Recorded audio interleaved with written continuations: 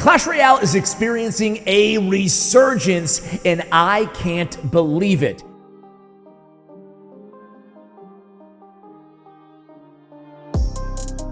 Hey guys, I am Ash here in, well, Clash Royale. A few videos ago here on the channel, I reacted to a video talking about the downfall, the death, the slow and painful death of Clash Royale. Today, only a few months later, I am here talking about and reacting to the resurgence of Clash Royale. You know what basically spurred this video on for me? It was actually seeing a bunch of people in real life playing Clash Royale. I went to the amusement park, the guy in front of me playing Clash Royale. I went to my son's soccer event, the dad next to me playing Clash Royale. I went out with my fiance, her kids playing Clash Royale. My cousins, my nephews, my nieces playing Clash Royale. Why is everybody suddenly playing Clash Royale? I have a guess or two before we put the background context on and react together. My guess is Jinxie. My guess is Jinxie. I don't think one creator can make a game, suddenly incredibly popular. And I'm sure there's a lot more to the story. But Jinxie being one of the biggest streamers in the world, really making it cool and kind of, again, taking Clash Royale from what was the bottom, the lowest of depths, to really one of its new heights since its release back, 10 years ago. That's absolutely crazy.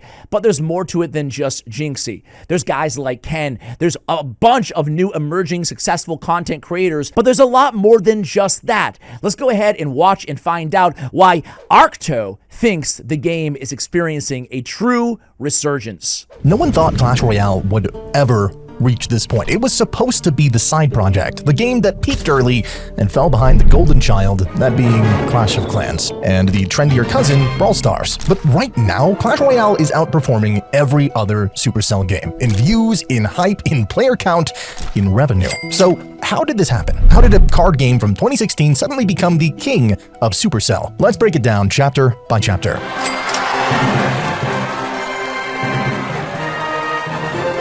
It all starts with the money. Record revenue? Is that right? Record revenue here 9.5 years after launch? That's insane if true. Let's look at the stats. In June of 2025, something happened that no one expected. Clash Royale made more money than any other Supercell game. Not just slightly more, a lot more. In May, Clash Royale pulled in $28 million, while Brawl Stars led the pack with $39 million and Clash of Clans sat at $29. So this is May.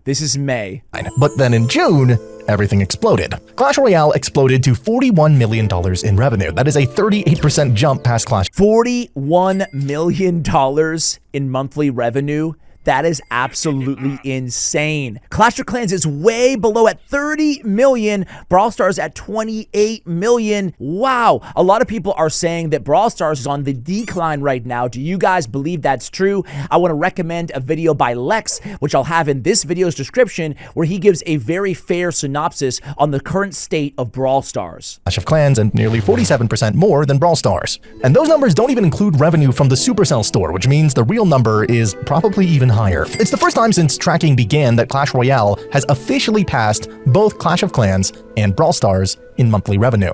In total, Supercell made over $112 million in June of 2025 across all of their games, and that is an insane number for a mobile game publisher. More than most companies make in an entire year. But you know what? Just for fun, let's put that number into perspective. Based on recent years, Elon Musk earns around $273 million per day during Tesla booms. That's over $11 million per hour.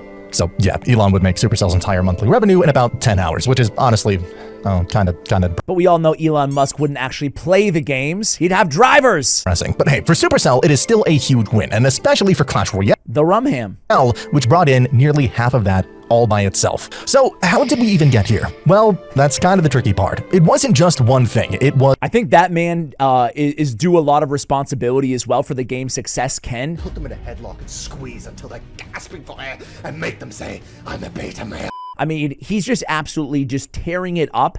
And the cool thing is he's going against all convention. They're not Mr. Beast highly edited videos that he's putting out on his channel. They don't have optimal titles and thumbnails. It's just him just kind of playing Clash Royale, talking about his life, and it's awesome content. It's really cool to see. Was everything. Memes on TikTok and Instagram, streamers jumping back in, Ken, well, being Ken, absolutely carrying the game's visibility with hilarious content, and surprisingly, Clash Royale started making updates that didn't suck. Not amazing updates, not revolutionary, but after years of disappointing changes, even an above-average update felt like a miracle. Now just imagine if they actually dropped a God-tier update. That could be the moment this comeback becomes permanent. Even Brawl Stars players came back, feeling frustrating balance disasters and finding comfort in Clash Royale's chaotic simplicity. Like we heard from Ethan, quote, "Yeah, I'm gonna be honest. I started playing Clash in like 2017 and played a lot until like 2022 or 2023. I then turned to Brawl Stars, but just got back into it because of Instagram Reels, to be honest. The sneaky goblin meme and other clips made me want to play the game again." End quote. And honestly, that's what we're hearing from a lot of returning players. But what about you? What got you back into Clash Royale? Drop it in the comments. I'm pretty curious how a lot of you came back from memes, YouTube, or just pure nostalgia. And it wasn't just about money. Search interest and active player counts hit their highest point. Look at that peak. Look at that peak right there. That is insane.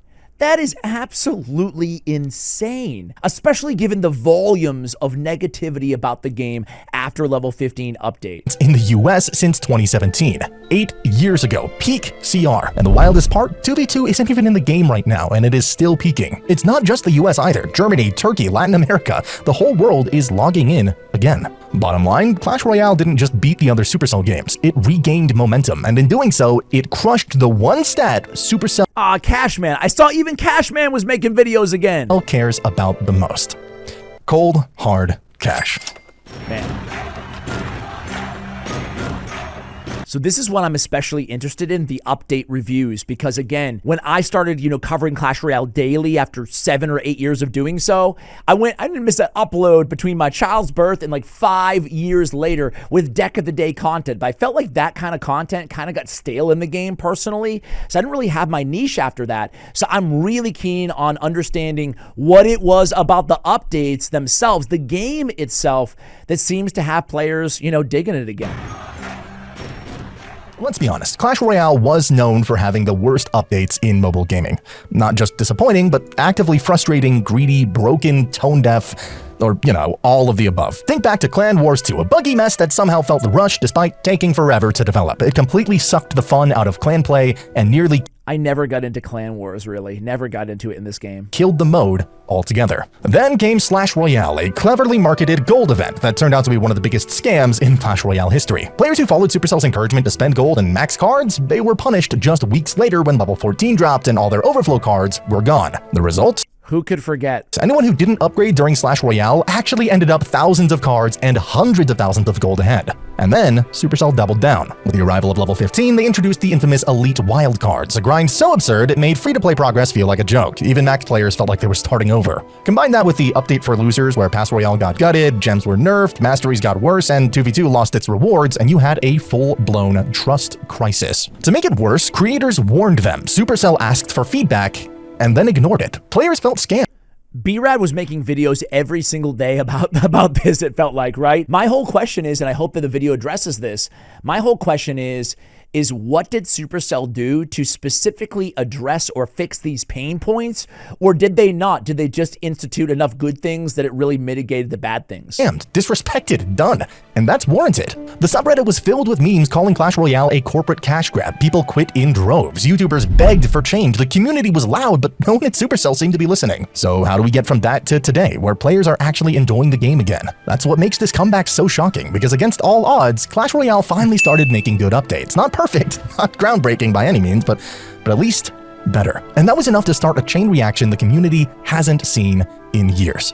So let's talk about how that happened. For the first time ever, Clash Royale addressed the Trophy Road and ranked systems. Trophy Road now goes all the way up to 10,000 trophies, finally giving mid-ladder players room to breathe. Ranked mode got a rework too. It's no longer just Path of Legends. It's actually competitive now, with seasonal resets, unique rewards, and progression that feels rewarding instead of punishing. I've been playing more Path of Legends based on your feedback in my previous videos. What about you guys? Do you recommend Trophy Road at all right now? First time in Clash Royale history, the game is no longer just Clash Royale. Supercell officially turned it into a hub game, like Fortnite, but, Clashified. The headline? A brand new game mode called Merge Tactics, hidden inside the game mode switcher, right beneath ladder and ranked. Merge Tactics isn't just a side mode, it's an entirely separate auto-battler built using Clash Royale troops, with 3D graphics, a new economy, new progression, and even cosmetics. You pick a ruler at the start, each with unique passive abilities. You build your team by buying troops from a shared shop, merging duplicates to make stronger units, and managing positioning like an auto chess survival match. But unlike Clash Royale, you're facing 4 other players at once. It's chaotic, strategic, RNG heavy, and weirdly fun, like a lot of auto battlers seem to be. The merging system is clean and simple. I don't see many content creators doing much on the merge tactics on YouTube. Do you guys? Are there any content creators that specialize in merge tactics? Because I would love to dig deeper into this content because it looks super cool. Like back in my day, it was touchdown mode.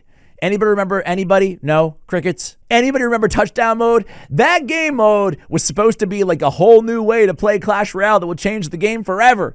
And it was a huge bust. It was literally an arena with 2 end zones, and that's it. 2 1-star troops become a 2-star, 2 2-stars become 3-star. 4-star is basically impossible unless you're some kind of elixir wizard. There are also traits and synergies, like undead units that curse enemies and buff each other on kills, or goblins that spawn free troops on each round. There's real depth here, real theory crafting and strategy, especially when you understand the 27 plus modifiers and traits. But not everyone is happy. As cool as this game mode is, it came at a cost. See, Merge Tactics wasn't just inspired by Clash Mini, it was meant to replace Clash Mini. And for players who spent years supporting that game, this kind of feels like a betrayal. They were promised Clash Mini would live on inside Royale, that it would come back better, more accessible, more polished, but what they got was a completely different experience. No 1v1 mode, no positioning strategy, no real resemblance to the original. I was going to say, it doesn't seem very Clash Mini-like, but you can kind of tell there was some inspiration there at the same time. Then again, I wasn't heavily invested into Clash Mini, so it doesn't bother me. What about you guys? And what's wild is that Merge Tactics is actually really good. It's creative, it's casual, it's a solid I'm especially interested in hearing from somebody who is hardcore into Clash Mini what you think of Merge Tactics. distraction from ladder, but for fans of Clash Mini, it doesn't feel like a continuation. Feels like a reboot nobody asked for. And when you kill a game people loved, then deliver something completely different, even the best update can leave a bit of a sour taste. But from a game design perspective, this is a bold move. Supercell successfully added a second game into Clash Royale, with its own rules, visuals, and gameplay loop. For maxed players, it's a fresh way to enjoy the app. For casuals, it's a fun break from sweaty ladder games, and from a business point of view, it's smart. It increases engagement, playtime, and retention, all without splitting the player base onto another app. But emotionally, the scars of Clash Mini's death are still fresh, and Merge Tactics, no matter how well designed, won't heal that for everyone. Merge Tactics proved something important though. Clash Royale doesn't need to just be Clash Royale anymore. Players are open to new ideas, new modes, new ways to play that don't touch ladder, don't break ranked, and don't burn people out. And honestly, the community is years ahead of Supercell on this one. One fan in particular, Mehmet SK, has been dropping some of the most brilliant Clash Royale game mode ideas we have ever seen. Ooh, this is interesting. So this is a concept channel. Shout out to Mehmet SK. I'm going to link, obviously, ARCTO as well as Mehmet in the description of this video so you guys can check them out. I'm going to go ahead and give credit where credit is due and let you see these concepts from Mehmet's channel on the original video, or actually even better on Mehmet's channel. So I'm going to pass this portion of the video. But of course, it's not just new modes that brought players back. It's the fact that for the first time in years, new cards aren't immediately broken. For the first time, Supercell dropped a hype card, one that transforms depending on your elixir, and it was actually balanced. And Evolve Skeleton Barrel, yeah, it's strong, but it's not game-breaking. After a year of broken evolutions, overbuffed launches, and hotfix and 3 days disasters, that is finally progress. Is the game perfect now? No, but compared to the disasters of 2021 to 2023, it feels like a comeback. Real progression, real innovation, real content that doesn't immediately make the subreddit explode, and that's exactly why players are returning. Not just for nostalgia, but because for the first time in years, Clash Royale feels like it wants to be good again. But now it's time to go bigger. Because Supercell has been laser focused on evolutions lately, and that's fine, but it's only one way to innovate. There are way bigger opportunities staring us in the face. Clash Royale only has 120 cards, but the human brain can easily remember double or even triple that. Pokemon has over 1,000 monsters. Magic the Gathering, thousands of cards. League of Legends, players memorize 100 plus item combinations per season, per champion, and I swear like 80% of my brain is taken up with League item descriptions and champion abilities. It's a problem. So why not Clash? More cards equals more strategy, more creativity, and less meta burnout. The core of Clash is solid, but more card variety would let that core evolve in ways we haven't seen in years. Interesting. I don't know how I feel about that. You know, I can totally understand that argument, but for me, part of the beauty and the simplicity of Clash Royale wasn't just that it was optimized for mobile. When you think about it, guys, Clash Royale might be the only mobile game that would be better, that is better on mobile devices than you could say they could be on PC or on console, right? It is absolutely optimized for mobile. But part of that too is the simplicity of the game, right? And having 3, 5, 1,000 cards for 500 or 1,000 cards, to me, you know, that might be a little bit too much. I think there's other ways that you can innovate in this game. And I think that just simply adding dozens or hundreds of new cards might not be the answer personally in terms of innovating in this game. But who knows? I could very well be wrong. Again, massive shout. We're going to give a big thumbs up and a subscribe. Guys, I did want to react to some of the comments though, because those are just as interesting to me as the actual video itself, kind of reading some of the community feedback from this video on ARCTO, which again will be linked for you guys in the show notes below. So who do we have here? We have first comment, all thanks to Jinxie, Ken, and Sneaky Golem, the big three. We have, it's honestly insane the impact Ken alone has had on the game. From KFC to Ken, he's been a core figure in this community.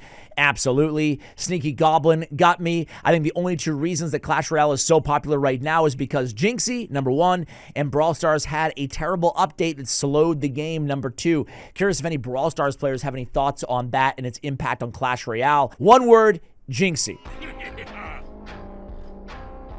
We have Jinx Eclipse Online carried Clash Royale comeback. How CRB every Supercell game? Yeah, in being pay to win and totally ignoring its community. So one thing I do find, that's obviously a cynical comment, but one thing I do find, a lot of Jinxie comments kind of go what we were getting at the beginning of the video, and that's what the guys that I saw around me playing, the guys and gals, all reference Jinxie as the reason why they've got into Clash Royale again. Honestly, not saying he's the only reason, but that's what I've been hearing out there, like in my day-to-day world, right?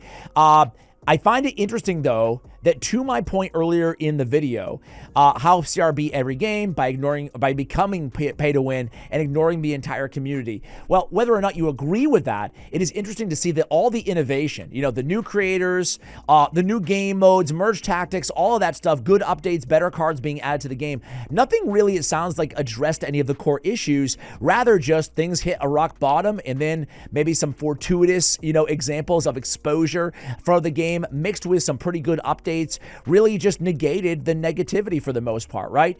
What about you guys? Would love to hear from you, my audience, my OG audience out there. What brought you back to Clash Royale? Do you play Clash Royale? Have you quit Clash Royale a long time ago? Me personally, I'm a casual player, but I've never really stopped playing entirely.